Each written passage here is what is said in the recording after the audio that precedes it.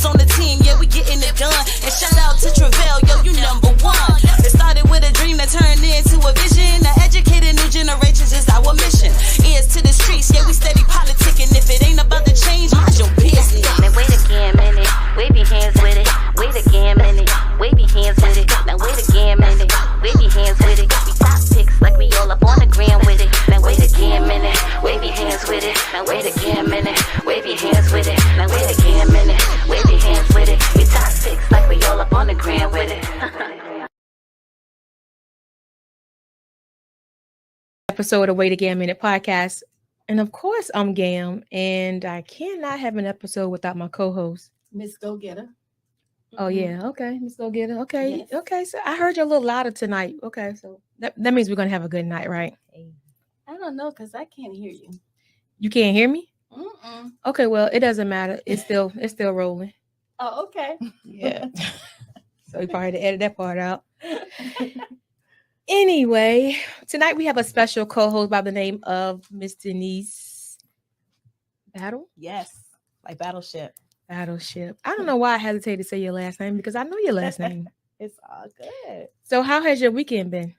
Oh, it's been great. Busy, but great. I drove down to Charlotte, spent time with some family, and left Friday after work. Came back yesterday afternoon, brushed to a bridal shower. So busy. So yeah. Okay. So you had a fun-filled weekend. Mhm. Yes, very busy. Getting it in.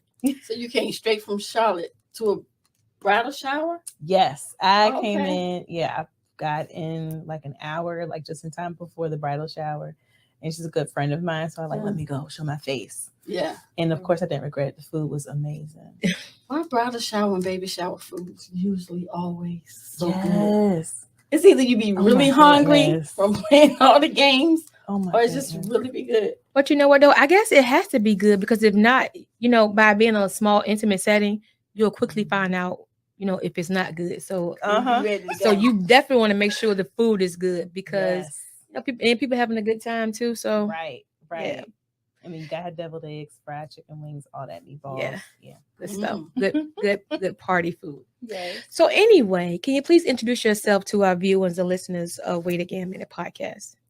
Yeah. So again, everyone, I am Denise Battle. I am from Portsmouth, Virginia. Oh, Born and raised. see, I wish I would have known that because we would have patted her down before she came in here. Oh.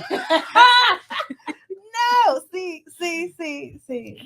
Everybody think people from Portsmouth, we got this rap. Right. Some of the best people and most talented and just amazing people come from here. I believe that. I agree with that. I agree. It's the reason why the studio was here, right? Yeah, Yeah. that's absolutely true. Absolutely true. So yes, I'm born and raised here, went to Portsmouth High School, and went to Norfolk State University for my bachelor's and master's. And I just love singing, always been about music, and just, loving on people and exposing people to a different art form. So, Okay. That's me in a nutshell. So, were you singing opera even in high school, in the high school choir or middle school choir? So I didn't start voice lessons until high school. Up Really? until high school, yes. Up until high school, I was singing gospel music, R&B, jazz. And I thought opera was for like rich white people. Right. I did too. Yeah, Mhm. and because we don't see a lot of people, especially around here, that look like us that sing opera. Over the years, it's becoming more, it's expanded more into our community. Mhm. But around here, and I didn't even know we had an opera house. We have Virginia Opera House Right, in right. Norfolk. Mm-hmm. I know we have a Virginia Opera House in Norfolk, but I thought it was just a venue. to be That honest. makes sense. I thought it was just a venue. Yeah, just sitting I didn't pretty. know that they was really in there Yeah, singing opera. right. I didn't know that until I was 14 when I started voice lessons. So it was my voice teacher. She was a Black lady from Cavalier Manor. Rest in peace, Joyce Harding. Mhm. And I know she was a sweetheart, and she took me under her wing and exposed me to famous Black opera singers. And at the time I said, I'm not singing that. I don't know anybody who sings that. I can't relate to that. Right.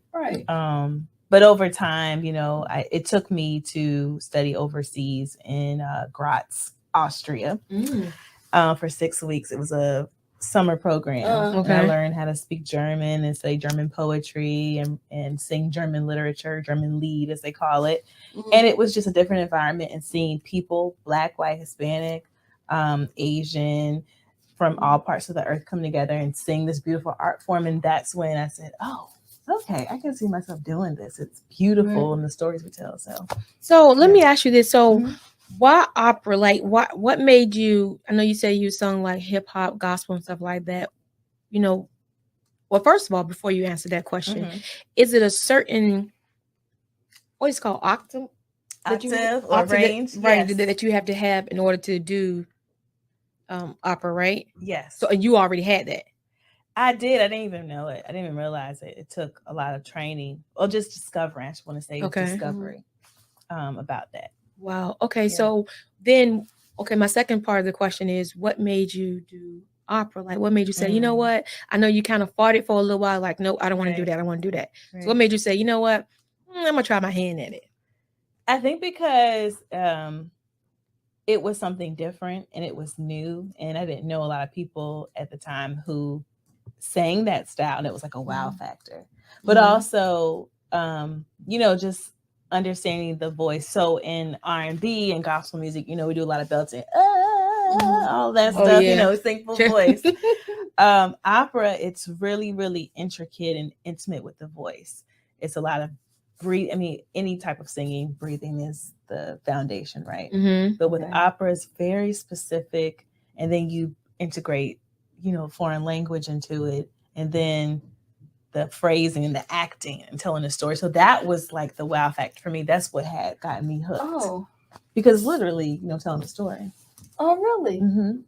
So, it's about to be educational. Yes, because I didn't know that I'm like, oh, wait a minute. When you said like the acting, being dramatic, that's why I have seen like not that often, but I have seen maybe like once or twice, like if I'm watching a movie and they're supposed to be at a opera event or whatever, and the person is like doing this and doing that and doing all that. Yes.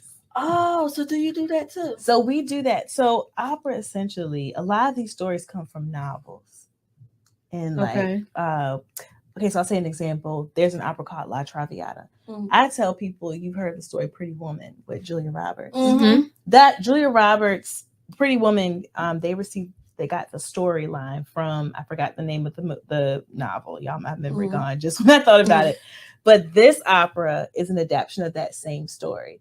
But we always tell people, that who are getting acclimated to the art form, Traviata is like Pretty Woman, because the woman is, a woman of the night, and this man comes and swoops her off her feet and wants to like marry her. And she said, I don't know if I want to give up this lifestyle. She's rich, living good, but she gets sick. And what I took from it, the interpretation, reading between the lines, I believe it was some type of STD or syphilis. Okay. Opera is steamy, y'all. It's steamy. It's dramatic as ever.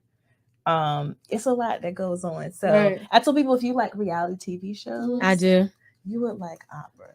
I don't know though. I don't know, Denise. They be like, it's the high pitch for me. The high pitch? Is it like too much? Yeah, it's like, ooh. It's the high pitch. I don't know about that. I know in order for you to be able to do that, you have to have a good, strong voice, and you have to really be a singer. But I didn't know that was something that someone would actually have to be taught. Yeah. Like when you're a kid or whatever, if you can sing, you can sing. You're just going to sing. So you're going to be walking around the house at 2, can't even hardly talk, but you're singing. It's like, oh, they can sing. Right. But you're saying you didn't actually start learning until you was 14. Right. So even with opera, you still have to have that talent. Oh, yeah, but sure. The part, like you said, when I was 14, understanding, I actually have to practice every day and warm up, because the difference between the vocal instrument and a regular instrument is the vocal instrument is inside of our bodies. Right. So I can't go to a concert the night before and then sing for a performance or whatever the next day and expect it to be flawless if I was screaming, and yelling and talking loud, So, because I know when I heard some R&B people say that too. Like, Mhm. oh no, it's too early in the morning. My voice is, Right. I need awake to rest yet, my or voice. Right. I have to Warm it drink up. coffee, or no, I can't smoke, or I can't go out. Mhm. Whatever the case may be. But what is actually the difference between a soprano, Mhm. whether they sing in gospel or R&B, Right. and a opera singer? Well, what is soprano? What is it called? For Soprano. opera? Well, the It's soprano, just you called said it opera? right. I think you're talking about what's the difference in singing styles. Yes. So, Okay, that's a wait, good let me get question, it straight though. real quick. So Yeah. an opera singer is soprano. Is that right? Is So that what we you were saying have just then? soprano, Okay. alto, tenor, baritone, bass, and we Right. have that in regular music too. Right. Okay. All right. But so I'm assuming you're probably talking about like singing style. Yeah, Like what's the singing difference style. between singing like "I Will Always Love You" from Whitney Houston, Right. in comparison to an Italian song? I would say the difference. That's a good question. There are a lot of similarities, like the breathing, like the breath, and controlling the voice.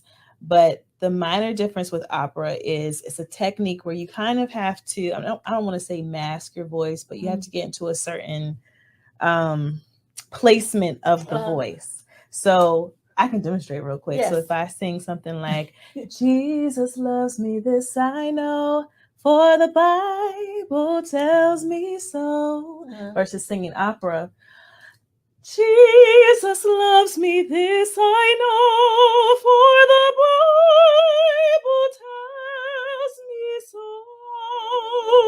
Did y'all hear the difference? Yes, Yeah. very much so. It's a placement thing. It's weird. Like I want to make sure I explain But it. they both sound good. Just It thank did, you. it did, and Yeah. and it actually kept. I was listening, and I was like, my head was like really in your mouth. Yeah, I was like, this. Yeah, because it was like, like, yeah, it I was get what definitely you're saying, different, but I like it. It's like when you were singing regular, like you were just doing a regular soprano gospel, it came out smooth. But then when you changed it up, It was like more opera, composure. it was more Yes, there you said it right. it was more like yes, that. it's like you have to get into a mode, and I she love did, doing stuff like like it's like she set up straight, like it's like her body instantly did like this, and she was like, so okay. I love this, and I love the fact you all are asking questions because this is important. This is why I do what I do.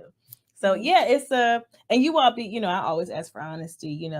If something doesn't sound, it's like explain that a little bit better. I have no problem, because what I have to remember, the everyday person is not in this world. And then you have to realize the everyday brown person. Exactly. We don't know. And that's not something that we're exposed to. You either do gospel, R&B, or you rap. And then you have a little bit over here that might do some jazz, a little teeny bit over here that might do some rock and roll. But it's not that often that we see us doing opera. It's not even that often that we even know anything about opera. Exactly. So that's why I was like, how did you actually learn about it and get into it? But you said your trainer, yes, that she's training you at 14. She kind of like introduced you or told you about it as she was teaching you the different styles. Right. Yeah. And that's what it is. A lot of times it's the lack of exposure in our community, especially. And that's why, I was telling you, I will dive into it later, but why I do what I do when it comes to exposing and educating our community, especially here in the 757, just for people to understand, to become familiar with the art form, And it's not saying everyone has to fall in love with it, but just like you said, we don't see any representation around here hardly, and don't hear it. So So go ahead. So how far has opera actually taken you? Like, have you traveled a lot with it? Have you made? I mean, do they make opera records? Yeah, so they do have record labels. Okay. It's more like of a classical division, so they have Sony Classical. Okay. But a lot of the money with opera comes from live performances, different opera houses. So for me, my route is a little bit different. So the traditional route is you go to college or conservatory. And, I'm not sure if you all heard of Juilliard Conservatory. So let's use that for an example. So say I auditioned for Juilliard, which I did.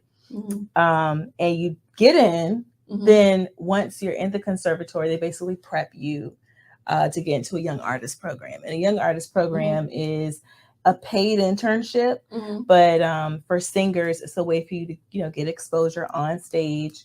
And it's usually summer programs. Okay. So that way, while you're still studying, you're networking with people. Right. People are hearing you sing. Right. And, you know, you're building up your resume. Right. So once you finish conservatory, you get into the young artist program. And then from there, and those are usually at opera houses or opera companies. And then from there, you get signed a contract. They offer you a contract to perform for however many seasons. And it's kind of like that starts and catapults your career. And people, and it's not as straightforward as that. People have different terms, but that's like the projected way. And then you become this, you know, you tour, you go to Europe, study in Europe, become this great opera singer. But my path was totally different. And I'm so grateful because I realized I'm not a typical opera singer. I don't just want to be on a stage. I prefer, you know, more intimate educational styles. Okay. Yeah. So I like I said, I went to, I got lessons in high school, went to Norfolk State University for my undergraduate degree in bachelor's in music. And then went to graduate school for a couple of years in West Virginia University. Okay. And West Virginia. Hold on there. Yeah. Let me go back now. You went from NSU to West Virginia. I thought that was like a big culture shock. Yes. I was about to say the other word. Yes, it was a major culture shock. I don't think I've been to West Virginia, didn't know anybody in West Virginia except a colleague of mine. And I went there because the program I was studying in Europe, the teacher I studied with in graduate school, she had gave me a couple lessons. Okay. And so I had auditioned, ended up getting a graduate assistantship program because I was going there for grad school. And that was not only the culture shock, but the actual program and actually getting more into my craft. So before graduate school, I had never been in an opera. You know, I was studying to be an opera singer, but we didn't have an opera program in Norfolk State. Right. So, exactly. You know, it's I can imagine that. Right. But they used to have one though. But why you have to study or go to school for opera? So versus, you know, I'm thinking like, you know, with what we're used to, you just basically say you can sing, you do a couple of talent shows, you might get a voice coach, you get with an A&R rap or a management team, a record label, and you just go out there and sing. And you know, surprisingly, it used to be that way. It was like that. Like some of the greats you look at, they didn't go like Placido Domingo. It was a big heavy set Italian opera singer. He was an insurance man. He was selling insurance when he discovered opera, and it wasn't until he started taking lessons, and then his teacher knew this person and that person. They were like, "We want him to sing." So you have some avenues where that happened, but what I find where school comes into play is if you have a program that has an opera program, it gives people an experience. Okay. And then you get to study language and stuff. So I didn't want to like go in a deep end with that. But yes, I don't think it's like the end all be all, but it helps. But if you don't do it, it's not like it's impossible either. Okay. A lot of training though. A lot of training. Training. Yeah. And I guess, you know, you have to be properly trained because it is a skilled genre, right? It is. You know, like let's go get a thing. You just give and just sing. You know, it don't work like that. Because when you was a singer when I grew up, and when you were speaking about learning how to breathe and stuff like that, the breathing techniques, that's absolutely true. Because you know, like I sing well, like when the music is loud, or I'm in the shower or something like that. Right. But I get winded quick. Right. I be trying to hold the notes like them. Yeah. I'm like, how in the world they got to be cutting it and ad-libbing or something because there's no way possible. But now it's all really coming together, and it's very educational and informative because what you're speaking of, we didn't know anything about it. Yeah, you know, so just to sit beside you and see a brown girl do opera, it's like, wow, right. That means a lot. Thank you. Yeah. That's what I said. I love doing. Yeah, educating, exposing. So now, what do you do, like far as your 9 to 5? So I'm a government contractor, and I work with right now I'm doing auditing and like compliance and Okay. policy. So I'm not doing numbers, thank God, because I'm not a math person, but more process and policy. And I didn't think I would be doing this. When I was little, I said, I'm going to be a singer, travel the world. And I'll be 35 in September. And I'm like, I kind of like this. I like consistency because I've been to where, I moved to New York a few years ago, was there for a couple of years, chasing my dream, auditioning, had great opportunities. But when COVID happened, I had to, take a step back and regroup and find out, okay, what are you going to do? Right. Well, I think that was a change for everybody. I think everybody had to step back and think and spend that alone self time. Be able to pivot. Yeah. To get it together. So when you went to New York, like, and you was auditioning, did you get any jobs while in New York? Yeah, I got a couple. I didn't get any on like Broadway or Metropolitan Opera. So the Metropolitan Opera House is like the Broadway of opera. And I say that that's like, if you make it to, we call it the Met, you made it in opera. You get a show or, the opportunity to perform because it's like, you made it to the Met. That's like the Mecca in the States. I had a couple auditions, didn't make it, but it was great, So why do you think you didn't make it? Do you think, let me ask you this. In that field, as being an opera singer, due to the fact there's not that many brown girls in opera, do you find that was a little challenge for you as well? For the audition process? Auditioning or even getting a job? I would say half and half. A lot of times, because the productions I auditioned for, some of them, especially the Met, they were Black productions. I don't know if you all heard of Porgy and Bess. Okay. So that's an opera based on Black culture and a Black love story in South Carolina. But and it's beautiful. So I'm without getting sidetracked, I encourage everyone, especially Black people, to go see Porgy and Bess, and they have it on YouTube, and it's in English. Just look at introduction to opera. But I will say, I do think before race had played a part in some things because. Black people, especially with our voices, we just have this richness and it's like a chocolatey, velvety texture to our voices. And you look at another person. I like that.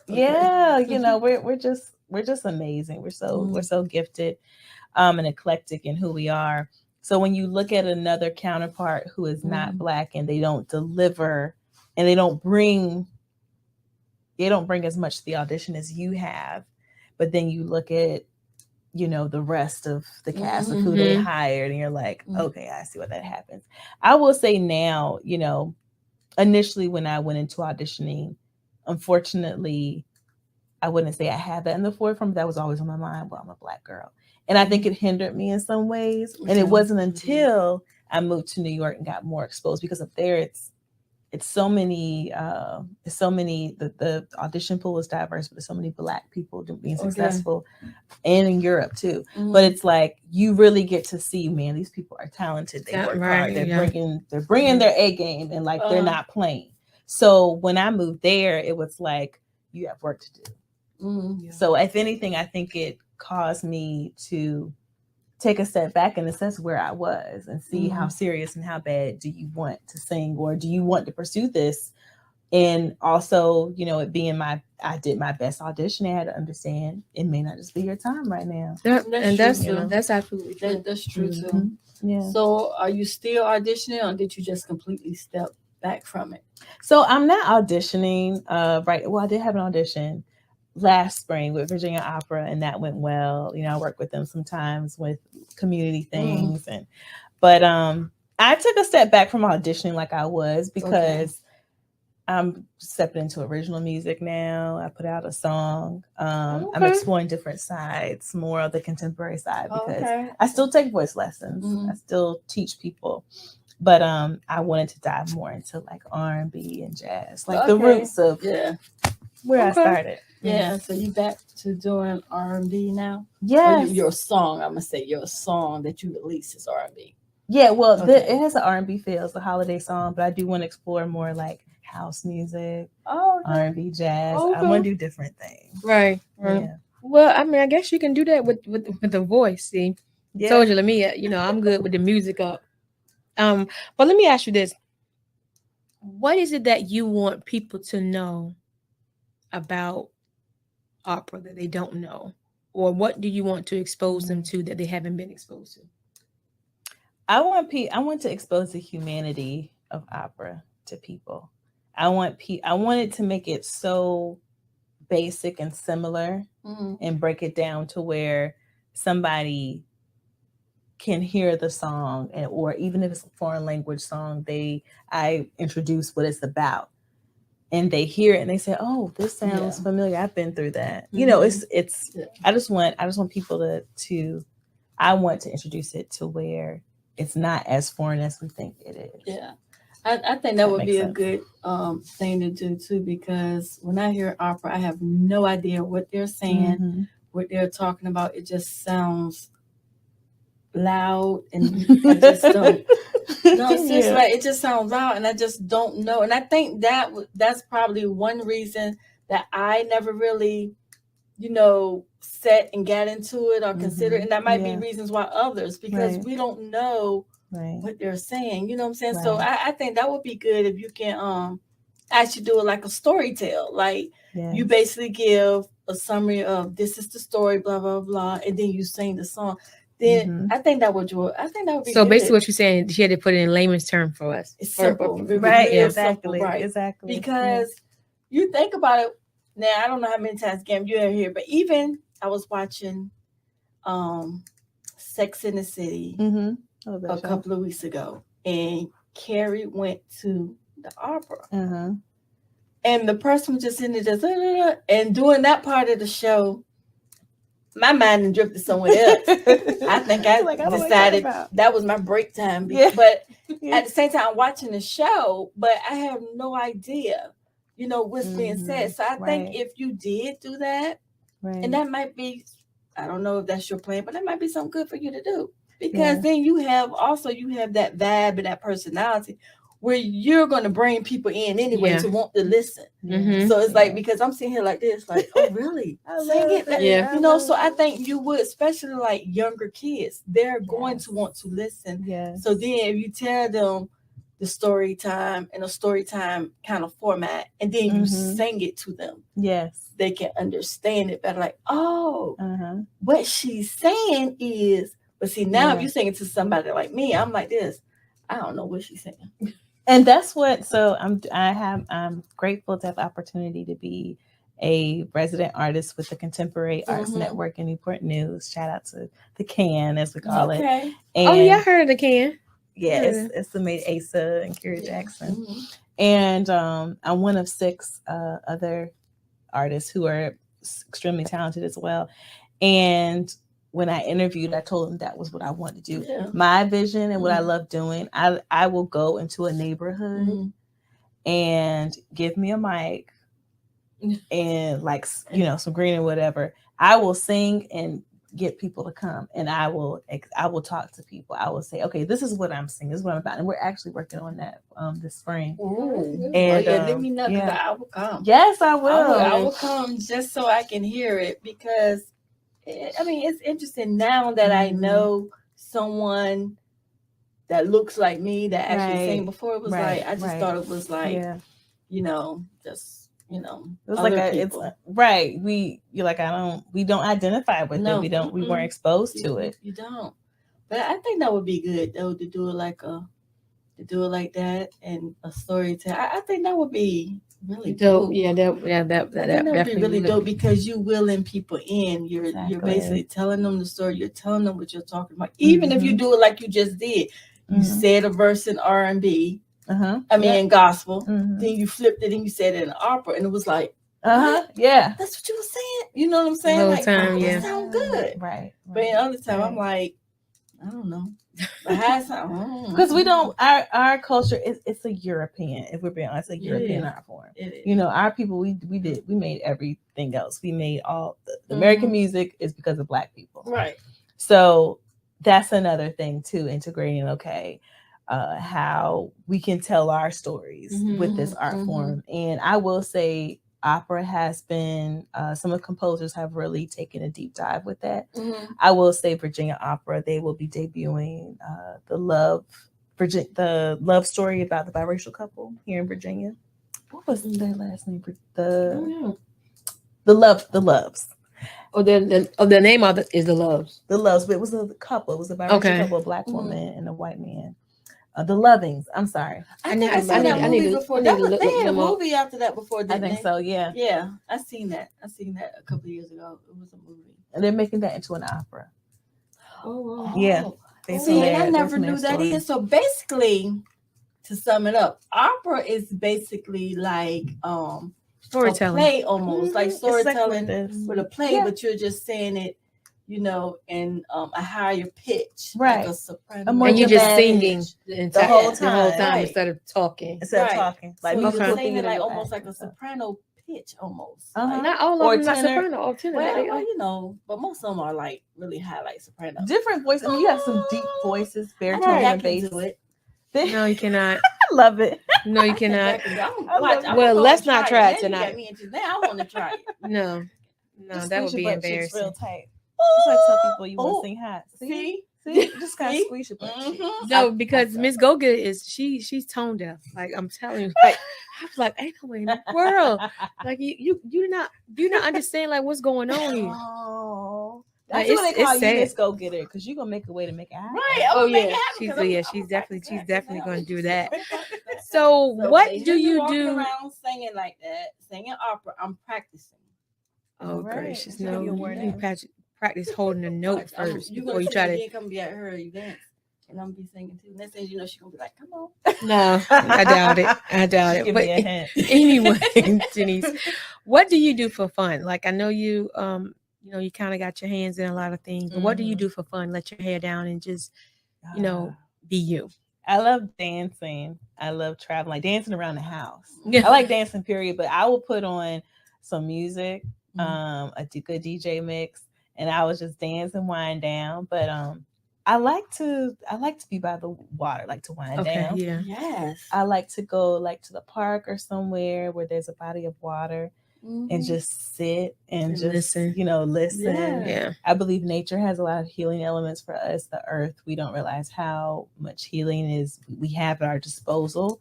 So I find that time to center myself and meditate and pray and talk to God and just, you know, unwind and really unpack some things. Yeah, that's one thing. That's one thing. What's another? Yeah, another. I love my family, so I'll be quick, like, hey, y'all, let's get, you know, we'll figure out something to do for dinner or plan something. I love hanging out with my girlfriends, but haven't been before or just doing an adventure. Yeah, I haven't done. And when I say adventure, I'm talking about like, you know, it could be outdoorsy, like hiking or getting some fish or going to a cooking class or something, you know. But traveling is like, I always see that as like somewhere I haven't been. That could be statewide or out the country. And just, you know, it's the experience of it all. It's just being in a new environment. I love stuff like that. So what's next for you? Like, matter of fact, let me go here first. What are two of your immediate goals?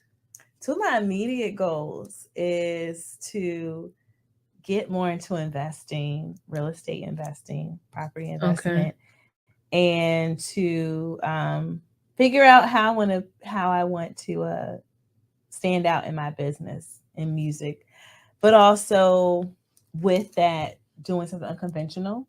So I call what I do vocal polishing when I teach people, because I think voice teacher is great, but I feel like I need a little bit more credentials for this. But I love I work with all kinds of singers, but I call it vocal polishing because a lot of the singers who come to me, especially my age, they've been singing for a long time. And what I do, I just polish up some things. We'll have like 4 sessions.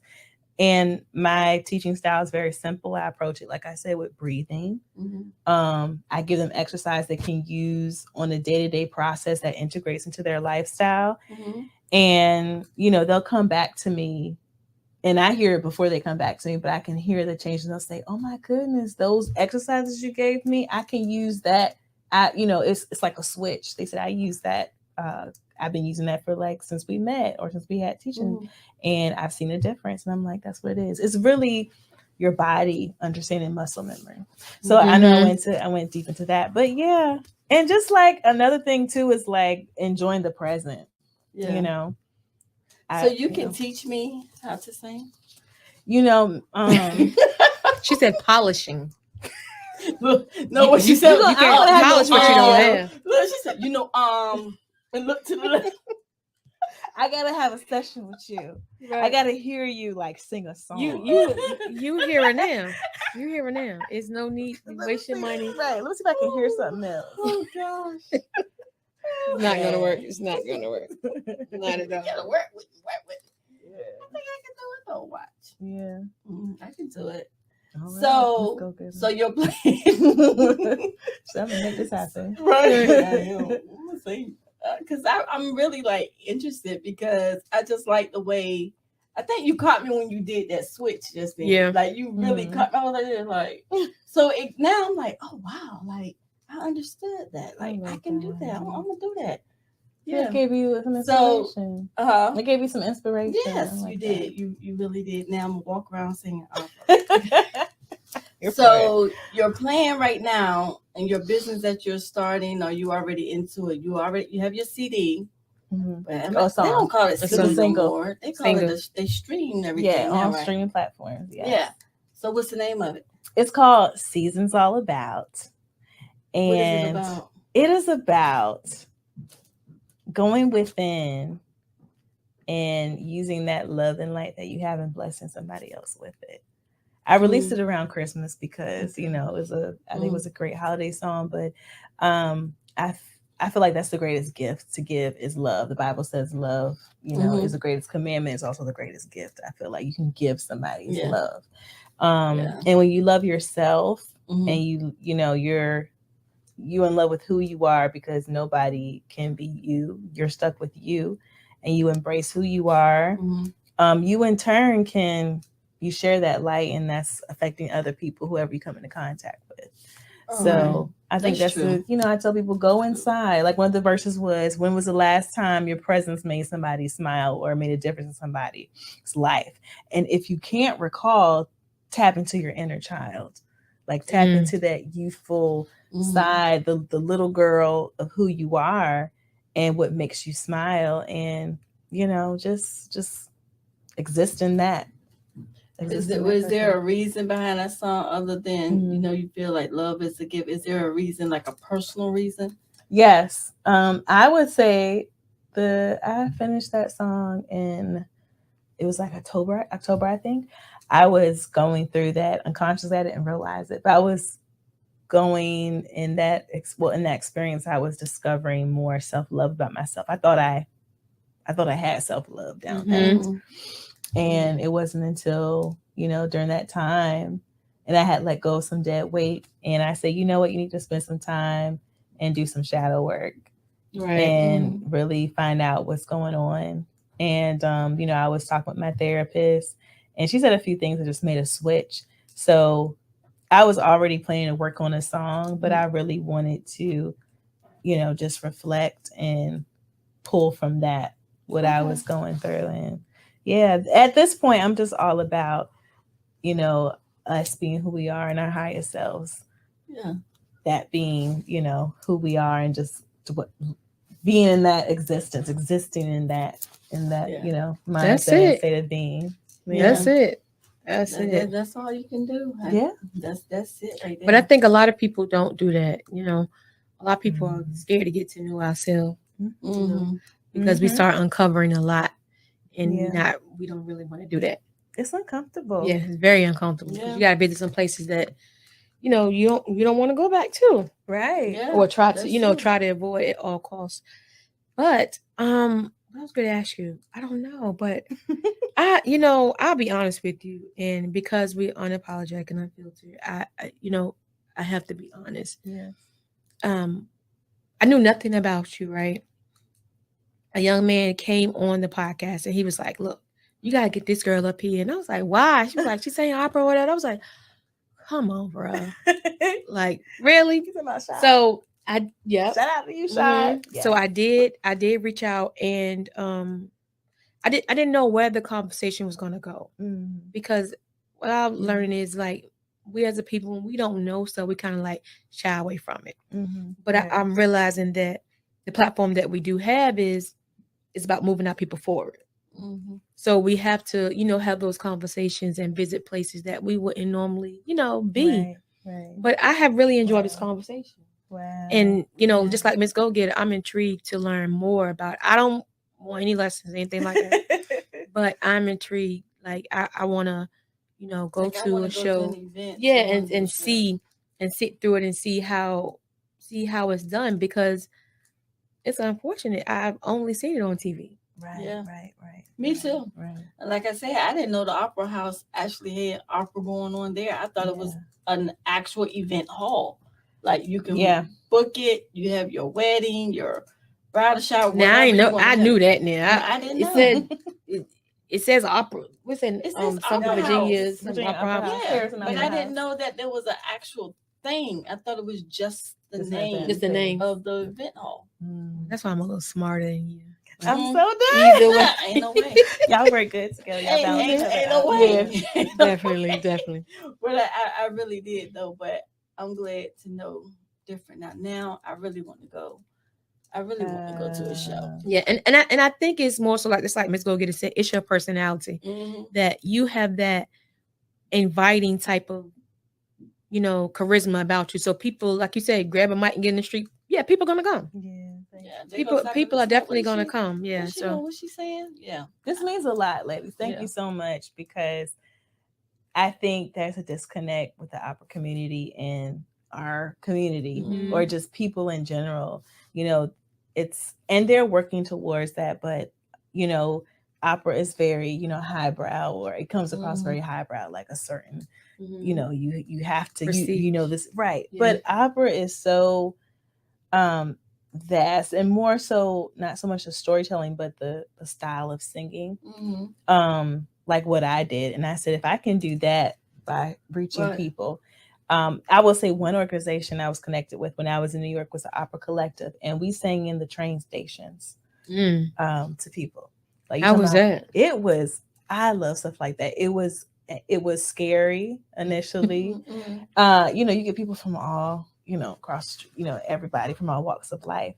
It's hot, it's stinky and smelly, but. Just being honest, some places were like, I'm like, what did I do this? And we weren't doing it for like tips. I mean, we had tips and stuff, but our goal was to really expose, and they're still doing it, to expose the people of New York City to opera, bring opera to them. And that resonated with me so much, because that's I'm all about giving things to people. Because like I said, I feel like as an opera community, we still have a ways to go as far as connecting, because that's what it is at the end of the day. Like, had I not came up here, you all would have, you all wouldn't have been exposed to what you all have been exposed to. Nope, just been shying away from it. Still turning the channel. And I will say the Virginia Opera House, Virginia Opera as a company, they are working on being more engaging. So I'm just, I don't directly work with them in that capacity. But, my goal, I took a step further and said, that's going to be my appointment, especially for my people, like just to reach out to y'all and bring this art form to you all, and just break things down a way like how you all reacted. Like, oh, wow, I didn't know this was, as simple as it is. Yeah. Exactly. Yeah. Well, I have enjoyed our conversation tonight, and it's very, very informative. And, like I said before, people are going to want to know more about it. And that's what it's about. And you doing your part, I think is going to help bridge the gap. And that's what it's about. Thank you. Yes, it is. Yeah. So how has your time been here since you've been on Way to Gambit podcast? Oh, it's been great. I love it. Like, I love y'all's dynamics. Like, I love how y'all interact with each other. But I love also how unfiltered you all are, and like you said, how unapologetically honest you were. And I just love it. I just feel like it's, I'm talking to like my cousins or something. So. That's the feel that we go for, because we want people to come and have a good time, but we want people to share and and control your narrative, because I can't tell your story.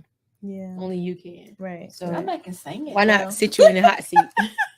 So before we go, we got to put you on the spot. So can you give us something? Close us out with.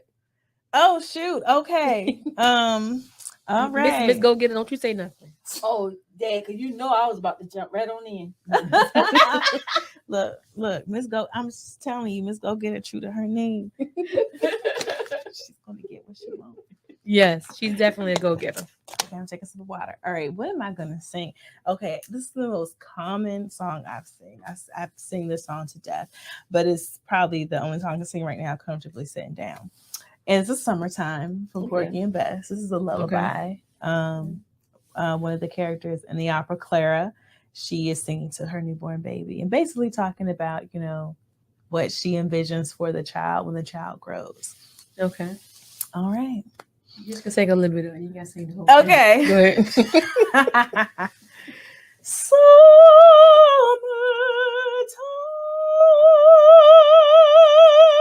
and the living is easy.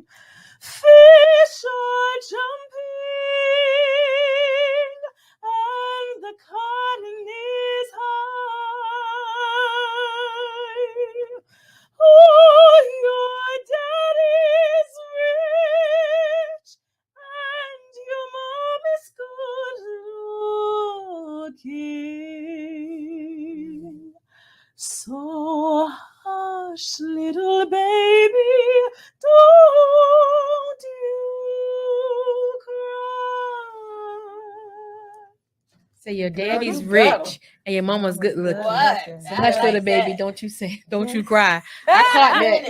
I caught that. I heard some words. I did. You was Girl, that? you gotta sing that, girl. Your daddy's rich. Come on now. See, when y'all go on YouTube and y'all look up Porgy and Bess, y'all watch the whole thing now. You can see little snippets, but you'll see it's a beautiful story. So let me ask you I'll this do before we go too. I know you just sung the close of it, but I need to know: are you going to be doing any performances anytime soon? Yeah, so I'll be the end of April. I'm like, it's not April yet, is it? The end of April. Tomorrow. I will be. Tomorrow be the end of April, Yeah, right? the way You these don't days go go so by. fast. But the end of April, I'm doing a performance, like collaboration with the CAN Contemporary Arts Network at Assembly. I'll be singing my song, and I'm also going to do an opera song. Okay. So that will be 400 Granby Street. Yeah, don't get me to lying. But that will be April 22nd. I believe that's the last Saturday in April, I think.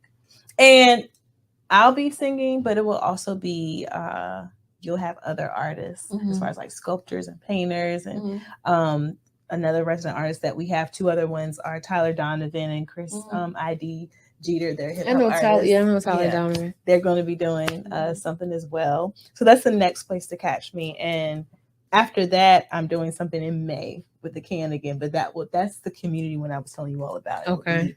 In Newport News, and we're going to just pull up at a park. Okay, so the one in April, how can people come out to see you? So I'll be posting that on my feed, but if you follow the CAN, that is Contemporary Arts Network, CONTEMPORARY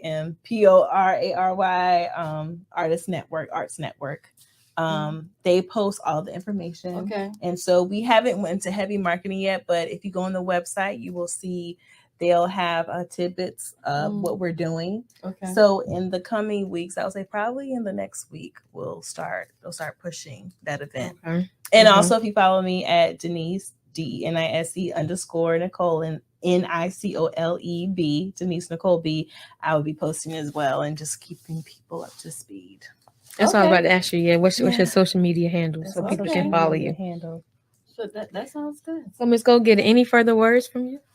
No, I just want to know where I can actually go see the event. Yes. And yeah, I'm going to keep you guys plugged in as well. Okay. Definitely would appreciate that. And others might want to come out and see too. Yes. That was interesting. Like, I like that. I love it. Mission accomplished. And with that being said, stay tuned to All Things Wait Again Minute. Good night.